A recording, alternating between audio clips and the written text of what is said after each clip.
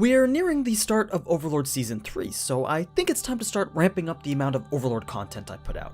Last episode, I talked a bit about the history of Yggdrasil as a game, the world itself, as well as almost everything to do with how characters were created and customized. This time, we're going to take a closer look at the leveling and the comprehensive magic system. I know, it's only 2 components of the game, but trust me, there's enough detail regarding the magic in Yggdrasil that you could actually write your own encyclopedia on it. But first, this video is sponsored by Amino Apps, the best place to instantly interact in an extensive collection of communities that cover anything and everything imaginable, whether it be your favorite video game, anime, or even pet. Looking at just anime, you can tell that there's a number of communities to choose from, and these are just the few that are trending this month. A peek at my current favorite, the My Hero Academia one, shows almost 1,000 currently active members and dozens of active chat rooms that you can just drop into. Then there's the numerous fan art, discussions, and polls, which provide many alternative ways to interact with everyone. So go ahead and join Amino through the link in the description, and if you follow me, you can find a sneak peek at the thumbnail for one of my upcoming videos. Now, let's get back into this one. Let's start with one of the most fundamental components of any video game, the leveling system. Just a reminder though, we're talking about the world of Yggdrasil here, which differs ever so slightly from the new world in the way that it functions. But as you already know, a player of Yggdrasil has both racial and class levels that make up their total level that maxes out at 100. And just like in any other game, you level up by gaining experience. But also, unlike many other games of this kind, levels gained were neither permanent nor even that hard to come by. That's because when you died, the penalty was a loss of 5 levels regardless of what level you were. So if you were less than level 5 and died, then your character would literally be erased from existence and you would just disappear from the game. Now, this wasn't meant to be punishment for being trash at the game or anything like that. Gaining those levels back were actually quite easy since experience points could be found pretty much anywhere and everywhere. No, dying was more of a system that allowed players to rework their characters with different class and racial builds so that they could continuously test to find the one that was best suited to them. The developers were even noted for saying that they didn't want their players to have a greater fear of losing levels over exploring the vast world that they had created. Though losing levels wasn't something to worry about, dropping a random piece of equipment upon death most definitely was. But we can talk about items on a later date. Once a character reaches the max level of 100, they're still allowed to gain experience points, but only enough to get you to 99.99% of the way to level 101. This was because certain skills and abilities required experience points to be activated or cast, so there was always a pool of experience available for the players to draw from without having to worry about reducing their level below 100. Another aspect of Yggdrasil that went hand in hand with the levels was the skill points. As I mentioned last episode, depending on the race of the character you were determined the number of skill points that were gained with each level, and each skill point gained allowed for more skills to be learned and then buffed in terms of strength. Now let's move on to the magic. I love looking into a tier system like this because it's a good scale to show just how strong everyone from Nazarick is in comparison to the rest of the New World. In the universe of Overlord, there exists 2 types of magic. There's the tier magic, which is used by both the players of Yggdrasil and the inhabitants of the New World. Then there's the wild magic, which is the only magic that existed in the New World up until some certain events that are too spoiler-filled to talk about. For now, we're just going to focus on the tier magic because that's what was used in the game. Players were able to choose from a massive collection of over 6,000 spells to add to their build. These were divided into 4 main categories, which were then further divided into an ever-branching tree of types, which were then classified into 10 tiers and an extra super tier that doesn't even get a number because they're so OP they actually break the balance of the game. Well, I made that part up, but still, they're pretty OP.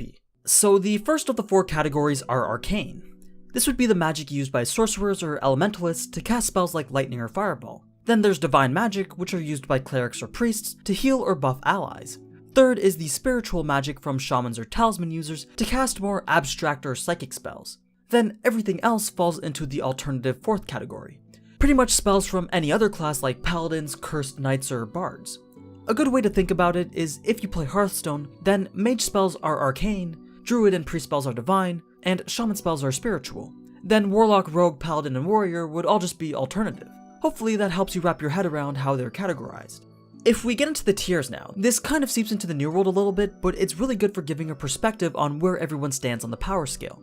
So starting from the bottom we have the 1st tier. Obviously it's the starting point for every Yggdrasil player, but in the New World, some people aren't even here and have to be classified in a 0 tier.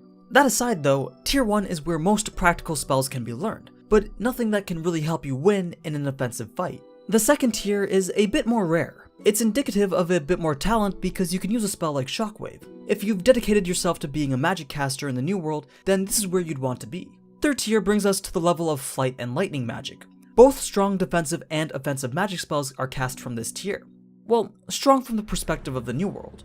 Anyway, this is where you'll find what most Platinum ranked adventurers are capable of. Fourth tier consists of even stronger arcane spells, and is where Orichalcum adventurers sit. Then the 5th and 6th tier are considered the highest tier of magic that humans are capable of using.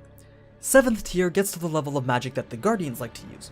We've seen Demiurgus use the 7th tier magic Hellfire Wall, and Nabe use Chain Dragon Lightning alongside Greater Teleportation. It is only through the combined efforts of highly skilled magic casters in the New World that they are able to produce makeshift 7th tier spells.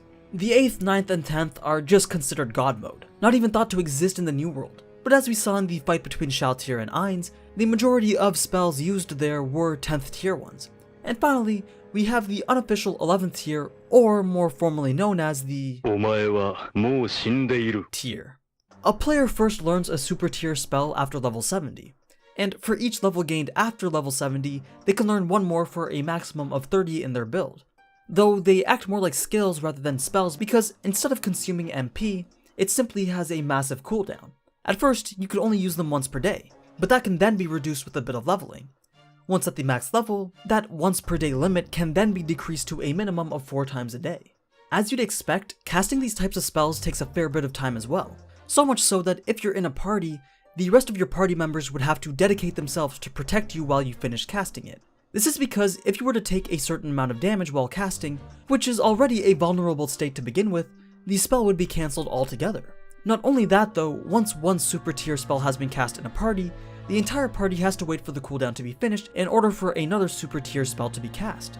This was in order to prevent players from just spamming their ultimate moves one after the other during PvP fights. Super tier spells were meant to be game changers, so there needed to be a lot of strategy in place when deciding to use one. But how are these spells, both super and regular alike, actually cast though?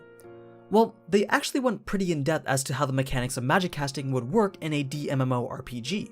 It starts with first learning the magic, which wasn't as simple as just putting a skill point into it. There was a set list of prerequisites that needed to be met in order for certain magic to be learned. Things like being a certain class, participating in special events, and using specific items all led to the unlocking of certain magic. Then, just like with any skill tree, there needed to be a base of magic spells that were first learned in order for you to be able to learn others. Once you have your spells learned, your console has hotkeys that range from 1 to 10 that let you choose the tier of magic that you want to use. Those keys can also be customized and arranged in any order, which is what Ainz did to allow himself to memorize the key inputs to cast all 718 of his spells. Once a spell is selected, an icon would then appear in front of you, which you would then select in order to start the casting. While casting, you can now apply your metamagic enhancements, or more simply spell buffs, to further modify the spell that you're using. I'll talk more specifically about those in just a second though. So once the cast has started, something called an arcane eye would appear in front of the caster. This basically acts as a smart cast system. It shows just how far and how wide that your spell will hit, and you can aim it by using your right hand to adjust the direction and your left hand to adjust the range. It seems to not have been as simple as just point and click, but required a bit of coordination, especially if it was a skill shot type spell. What defined a great magic caster in the game though was their ability to just shit out as many effective spells as possible. Since your arsenal could have up to 480 hotkeyed spells, then understanding how to activate each of them and what each of them did was essential to bringing out the most of your kit. It's interesting that as a magic caster, your actual ability to retain knowledge played a heavy component in how skilled you were, whereas with a warrior, your actual reflexes would determine your skill. Which is pretty cool to see how the game takes into account real-world qualities. As for how many times that you can use your spells in one go, it was all dependent on your mana points. The base amount of MP that you had was your level times 10, but as we saw in Ainz's stat card, he definitely has more than the 3000 base. According to the web novel, the type of tier magic you use determines the amount of MP you spend with each cast. So say you had 10 MP, then you could either use a first tier spell 10 times or just use a 10th tier spell once. But I'm sure there were also spells that used more MP than just what they were classified as in their tier list. Anyway, once your MP was depleted, there was no way to recover them other than by waiting the 6 hours needed to fully restore them, or you could probably reduce this time by buffing your MP regeneration stats. Either way, it still wouldn't be the best idea to spam out spells until you have no mana left. Now, the last component of magic are the meta magic enhancements. These can be applied to each of your spells as you cast them. I'm sure you're actually already familiar with most of them without even realizing it. Most of the spells that AniNews uses in the anime have had a buff applied to them in the form of these enhancements. So, a few of the familiar ones would be the Maximize Magic, which increases the attack power of a spell, Twin and Triplet Magic, which basically shoots the spell twice or 3 times in parallel with each other, Widen Magic, which increases the range of a spell, Silent Magic, which eliminates the need to recite it, Penetrate Magic, which increases the potency of your attack to make it more likely to strike through defenses, Boost Magic, which upgrades the spell to the next tier, Delay Magic, that adds a delay to the release of a spell after it's finished casting, Extend Magic, that increases the duration of a spell, and finally, Over Magic, that allows the caster to use a spell a tier higher than what they're normally capable of. These are just the most general ones, but there's also more situational ones that are more tailored to class and race specific buffs and debuffs. So yeah, that's the magic of Yggdrasil in a nutshell. I could go into even more detail if I was talking about the New World, but that's a video that's set for a later date. Obviously, there's a need for a part 3 for this one, and I believe that should be the final one explaining this vast game world. And then we can finally start moving back to the characters and talk about how strong they really are. So as always, thank you so much for watching, and if you enjoy this type of anime content, then you already know what to do. So until next time, ciao!